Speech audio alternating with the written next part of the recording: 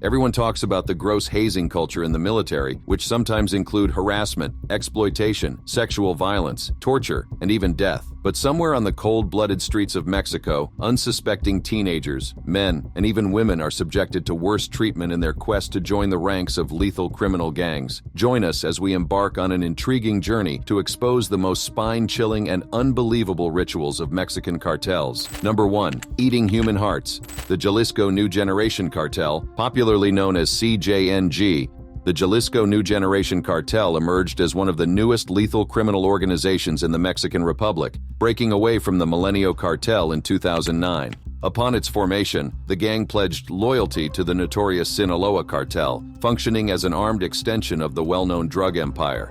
Led by the infamous former police officer Nemesio Oseguera Cervantes, more commonly recognized as El Mencho, CJNG has metamorphosed into one of the most ruthless cartels within Mexico's perilous criminal underworld. As the years rolled by, this violent gang has extended its activities to the far corners of the country, establishing a formidable operational presence across at least 35 states in Mexico and Puerto Rico. Furthermore, CJNG has formidable alliances with over 37 other criminal gangs across the world.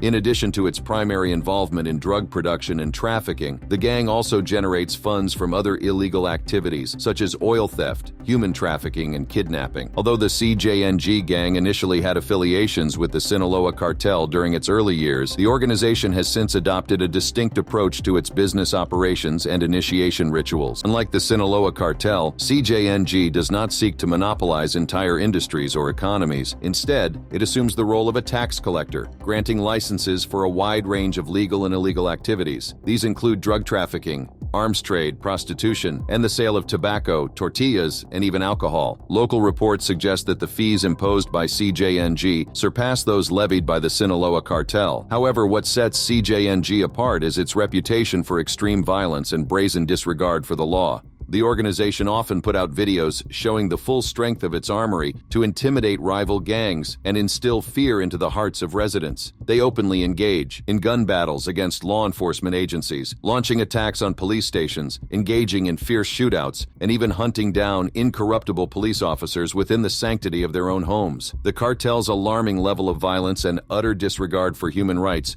can be traced back to their gruesome initiation rituals, which shockingly involve cannibalism. While some of these claims may seem incomprehensible, multiple reliable sources have confirmed the existence of these initiation practices. In February 2022, the cartel uploaded a sickening video of one of its members eating the heart of a rival gang member from the Sinaloa cartel. Cannibalism has always been part of the cartel's initiation process since 2015, with new members having to eat raw human hearts and other body parts without vomiting or reacting. As part of the rigorous training regimen at CJNG's Terror Academy, aspiring members are also compelled to spend the night next to dead bodies. Additionally, they are entrusted with a set of 8 golden rules, which they must obey at all times. Number 1 on the list is that gangsters must shun all acts of gossip. In fact, the second rule stipulates that members are permitted to kill other members who gossip. Other rules include: do not get attached to any partner. Always tell the truth. Don't show weapons in public. And do not kill without getting permission from the boss. The rule book also frowns against the recruitment of women or children under the age of 12.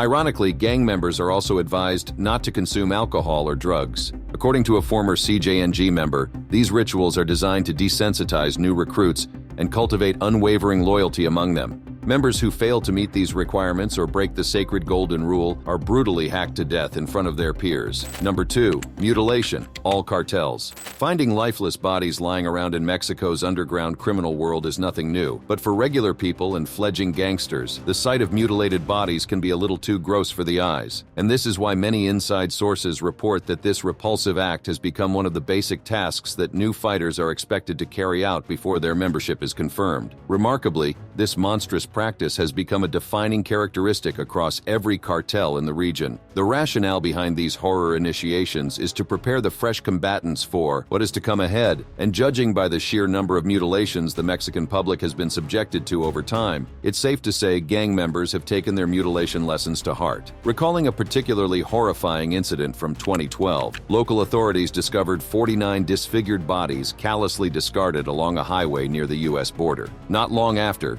43 men and 6 women were mutilated and sliced into bits. The damage was so significant that forensic teams were unable to recognize the victims. But ironically, this wasn't done to hide the identity of the perpetrators. The Los Zetas actually owned up to the crime and even left a note of warning for the rival group that the victims belonged to. But in rare cases, when the gangsters decide to spare their victims, they usually chop off several body parts to instill fear in other gangs who may want to challenge them. This was the case in 2020 when the hands of 3 victims, including those of a pregnant woman, were chopped off by the CJNG cartel. Their offense was not exactly known, but a placard attached to one of them read, "This happened to me for being a thief, and because I didn't respect hard-working people and continued to rob them. Anyone who does the same will suffer." More recently, in 2022, members of the public were stunned when a stray dog was spotted running down a darkened street in Monte Escobedo while biting on a severed human head. When authorities traced the trail of the dog, they discovered 53 bags of human remains. Yes, you heard that right.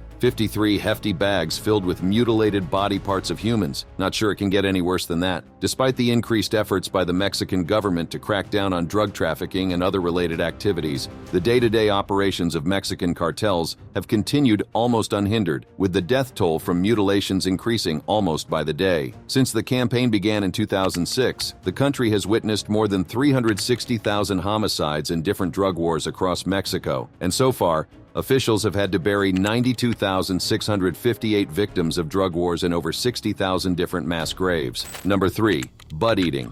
Los Zetas cartel. The Zetas, as they are often called, were formed in the mid-2000s as a splinter group from the infamous Gulf Cartel. But unlike most other gangs in Mexico's criminal underworld, the Los Zetas cartel is predominantly dominated by skilled fighters and ex-members of Mexico's elite airborne special forces group. In fact, between 1994 and 2015, over 1,300 elite soldiers defected from the Mexican military to join different gangs, with most of them linking up with the Los Zetas cartel. Having witnessed firsthand the brutal nature of the Los Zetas cartel, the DEA at some point named the gang as perhaps the most technologically advanced, sophisticated, and violent drug cartel in Mexico. And while they continue to recruit skilled fighters from among Mexico's military ranks, the Los Zetas cartel have incorporated specialized training and gross acts into their initiation rituals to prepare new recruits for the horror experience ahead. Of course, cannibalism is one of the standout despicable acts that must be performed during the process. But rather than eating up raw human hearts like other cartels do, new members of the Los Zetas cartel are compelled to consume cooked human buttocks. According to reports, the cartel owns 12 kitchens at the La Gallera Ranch in the Gulf state of Veracruz, where this indecent initiation ritual is carried out. The Los Zetas cartel inherited the ranch in 2011 after they kidnapped the owners and demanded the property as ransom. The butt-eating process starts by ordering the victim to have a thorough bath and get a clean shave. Next, the victim is led to a special room where they're allowed to rest for a few hours. Sometimes they're also given a few shots of whiskey to help them relax and de-stress, creating an eerie contrast between the impending brutality and moments of temporary respite. Once this leisure time has expired, the new recruits are ordered to kill the victim in a swift execution so that the meat would be adrenaline-free. But of course, the special Los Zetas initiation ritual meal only requires meat from the butt. So, these newcomers take out their time to carefully carve out the steaks from the victim's rear end. Afterwards, they soak it in lemon juice like professional chefs do when preparing the famous tartare steak dish. Once this process is completed, the delicacy is served raw to everyone in attendance. However, on special occasions, the bum steak is usually grilled in an oven before it is served. After his arrest, one of Los Zetas' highest-ranking plaza boss, Juan Sanchez Lyman, had a media session with a journalist where he exposed the initiation rites and other activities of the cartel. In that interview, Sanchez Lyman confirmed that cannibalism, specifically butt eating, is something that prospective recruits are expected to do before they're accepted into the Los Zetas fold. He also claimed that this despicable act was fueled by the disturbing appetite of Heriberto Lascano, a former chief security officer for the Gulf Cartel and founder of the Los Zetas cartel. However, the cartel leader was widely known for allowing his portion of the bum steak to simmer into stews and tamales before consuming it with an insatiable hunger. In addition to the stunning confessions made by Juan Sanchez, an ex-police officer and boss of the Los Zetas cartel in the northern Veracruz region, also confirmed the existence of multiple kitchens close to the gang's slaughterhouse at La Galera Ranch. In a signed statement received by federal prosecutors on the 11th of August 2011, this gang member, identified as Kareem, revealed that humans were being cooked at these designated kitchens. He also provided the GPS coordinates and Google Street View photos of the cookhouse within the La Galera Ranch. But surprisingly, authorities didn't make significant efforts to shut down the ranch. In the years after, locals continued to report the mysterious disappearance of their loved ones. Many of them believed that these victims were being kidnapped by the Los Zetas cartel and possibly cooked within the La Galera Ranch. But what they didn't know was that the gang sometimes fed the remains of their victims to wild animals. When members of the National Search Brigade for the Disappeared, a voluntary group formed by relatives of missing people, stormed the ranch in 2017. They were greeted by horrifying sights including fragmented bones, huge heaps of human ashes, and several shallow graves. What we found was horrific. That is what happens to those who disappear in Mexico, Mario Vergara Hernandez, a member of the group, says after touring the supposed cockfighting ranch. Reports suggest that other drug cartels also own similar facilities across the port city of Veracruz. When authorities raided another ranch controlled by the CJNG cartel within the same region, they found 2 lions, 2 wild pigs, 5 deers, an ostrich, a peacock, and several alligators swimming in a lake. This spine-chilling discovery gives us an idea of some of the unreported activities that the Los Zetas cartel did at the La Galera Ranch. In fact, it is strongly believed that Heriberto Lascano's penchant for consuming buttock meat is not the most horrifying ritual practiced within the cartel. Miguel Angel Trevino Morales, another high-ranking commander of Los Zetas, is rumored to engage in even more brutal acts. At the peak of his powers, Trevino reportedly microwaved the baby of a rival, showcasing a level of cruelty that surpasses the butt-eating initiation rituals of the Los Zetas cartel. Number 4. Feasting on Children, the Knights Templar cartel. Formed in March 2011 as an offshoot of the once mighty Familia Michoacana, the Caballeros Templarios, otherwise known as the Knights Templar cartel, are one of the newest drug peddling organizations in Mexico. The vicious narcotic syndicate often employs a religious facade to disguise its illicit activities. First, it claims its name was derived from a famous and fearless military religious order in medieval times, and often prides itself as a self-defense movement created to protect the residents of Michoacana from the so-called bigger cartels. But make no mistake, the Knights Templar operate in the exact same way as rival cartels. They are actively involved in every cartel-related illicit activity you can think of. This includes drug production and trafficking, extortion, kidnapping, mass murders, and organ harvesting. Of course, over time, cannibalism has become a constant feature among members of the Knights Templar cartel. However, this gross practice is often taken to extremes, especially during initiation ceremonies where recruits are expected to feast on the hearts of children.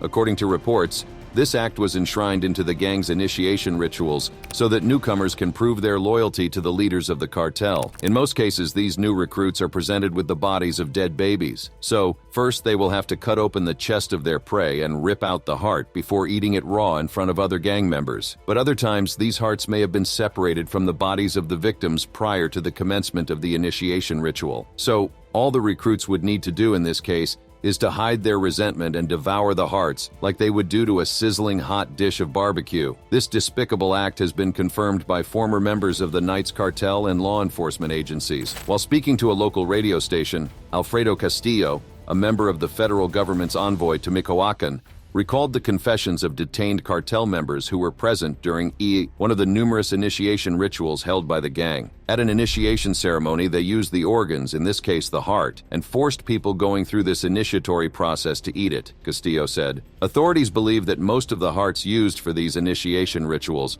are sourced from abducted children. In 2014, a local vigilante group in Michoacan intercepted a van transporting kidnapped children. The van was supposedly headed for the port city of Lázaro Cárdenas, but mistakenly ended up in Tepalcatepec, where it was intercepted. According to Dr. Jose Manuel Mireles, the leader of the self-defense group who made the arrest, the kidnapped children were wrapped with blankets and kept in a refrigerated box. That same year, local authorities in Michoacán arrested Manuel Plancart Gaspar in a stolen car with crystal meth, one of the cartel's best-selling products. Aside from cruising around in a stolen car and possession of methamphetamine, the henchman was accused of kidnapping and organ harvesting. In fact, Carlos Castellanos, the public safety secretary of Michoacán, believes that Manuel Plancart is a member of a wider network of criminals who harvest and sell human body parts. We have several statements in open investigations that point to a network of several suspects who would identify people with certain characteristics, especially children, and kidnap them, Castellanos said during an interview.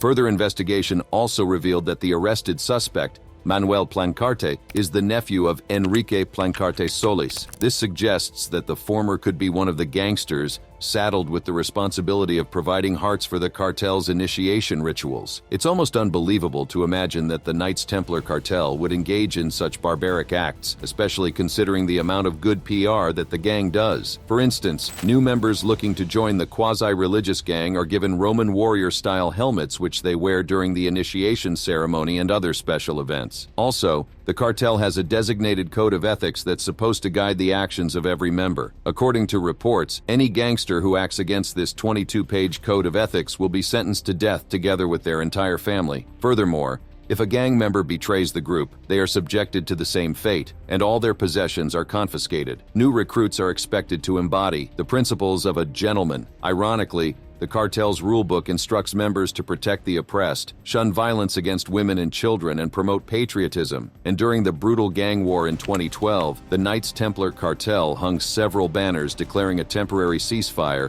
in honor of Pope Benedict XVI's visit to Mexico. "We are holding off all violent action. We are not killers. Welcome to the Pope," the banners read. If you didn't understand the gang's mission and the context in which this message was released, you'd almost mistake the cartel for a vigilante group or a human rights organization. But as we've seen from their initiation rituals, they're not. Number 5.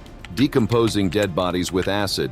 The Jalisco New Generation cartel. Sometimes, when Mexican cartels deliver judgments on their victims, they don't always have a plan in place to dispose of the remains. The most popular option would be to dump whatever is left in the public domain, sometimes with a stern note of warning to rival gangs. When public dumping is not feasible, these criminal organizations must resort to dark and creative methods to clear their gruesome mess. One such method involves the use of acids to reduce the human remains to small fragments. As there are other pressing issues to be handled, this task is often assigned to the newest members of the gangs. And although there are no official confirmations yet, this just seems like one of the very first tests that a new recruit might be required to pass, particularly with a violent group like the CJNG cartel. Over the years, several cartels have reportedly been involved in this act, but just in case anyone forgot, a shocking incident served as a grim reminder in 2018. 3 Mexicans traveled to the city of Guadalajara to film a college project. There, they linked up with Christian Omar Palma Gutierrez, a talented rapper and YouTuber. Still only 24,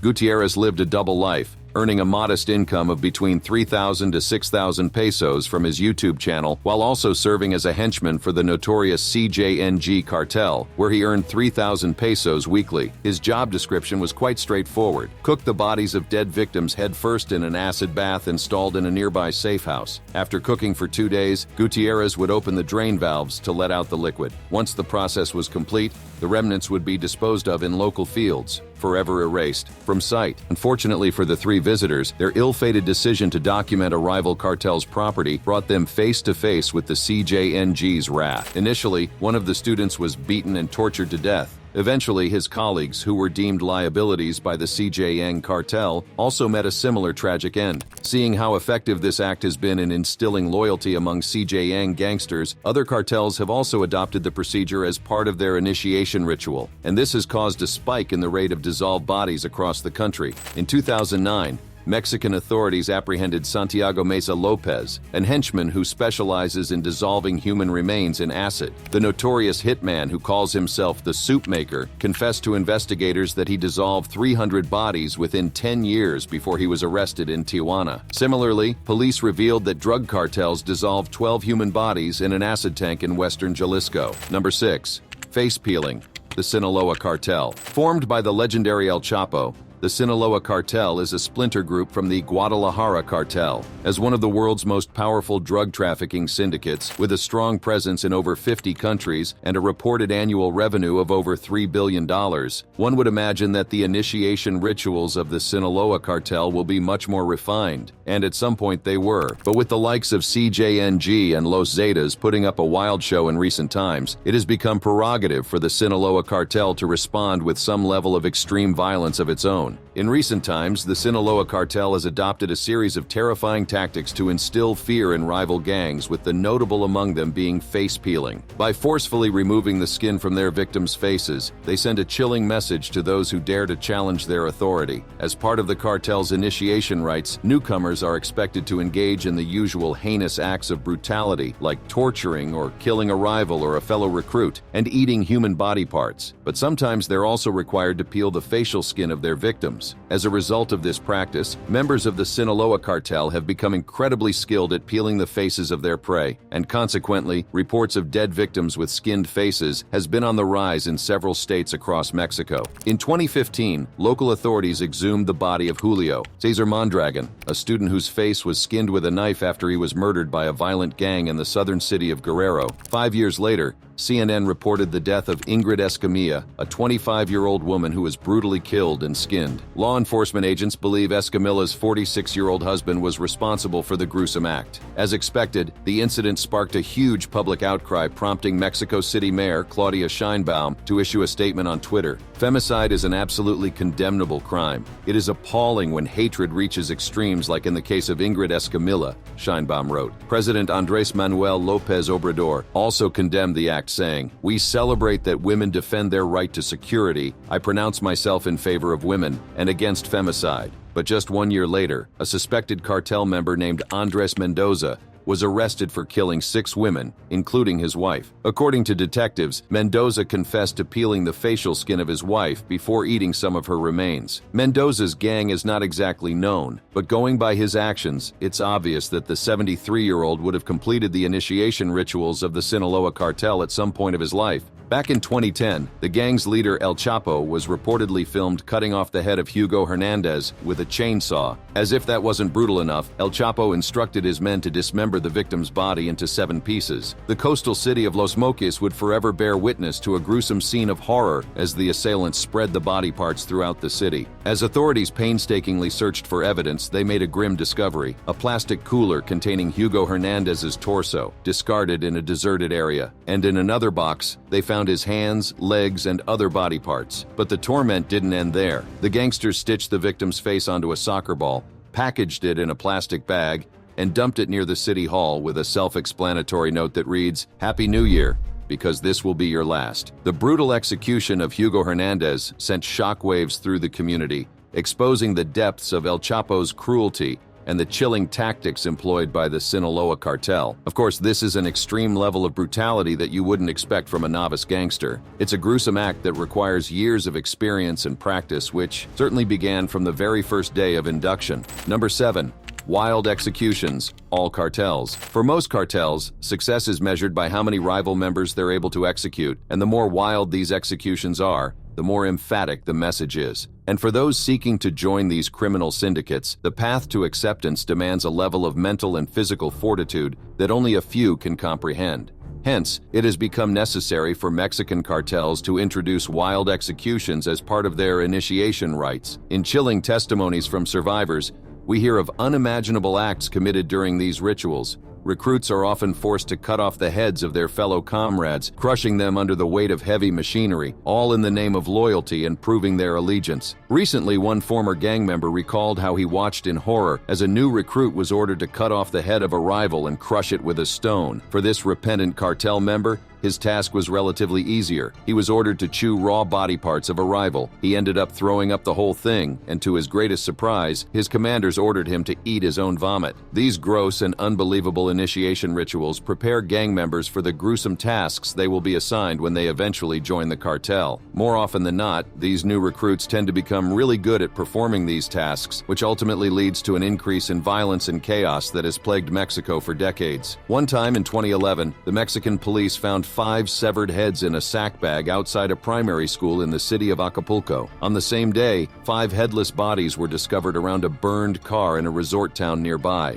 In 2022, authorities found 5 decapitated heads next to a mutilated body with partially removed skin in an ice cooler in the Mexican state of Tamaulipas. This was not exactly surprising, considering the brutal violence witnessed across the country. But this time, the gangsters left a note to the Ministry of National Defense, asking to be left alone in their quest for vengeance against a rival gang. This problem of ours isn't against any of you guys. The chaos that went down in Mirador was done by those morons from the Cartel del Noreste. Please allow us to do our work at night in order to finish off these filthy individuals. In such situations, the law enforcement agencies are caught in between because regardless of what they do, the violence just seems to never stop. It's become so bad that these acts of brutality have been extended to the families of the victims, and funeral processions have sometimes become the backdrop for further acts of savagery. For instance, in February 2022, gunmen stormed the funeral of an ex-prison inmate, killing 12 mourners, including a 12-year-old child.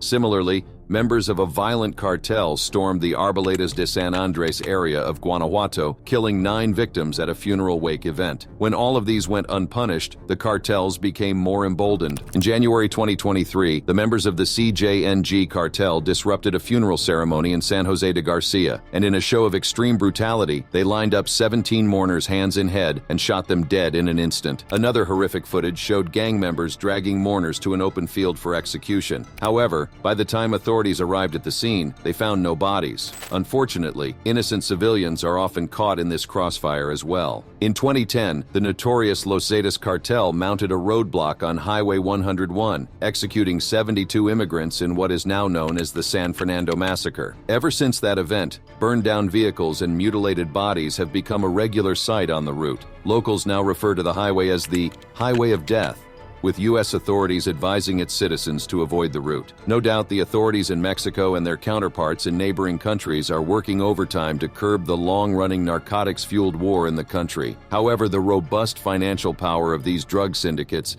mean that they're able to recruit new members at will and carry out their illicit activities right under the noses of the authorities with very little consequences. Which one of these harrowing initiation rituals terrified you the most? Let's know your thoughts in the comments section, and don't forget to like, share, and subscribe to our channel for more intriguing videos like this one.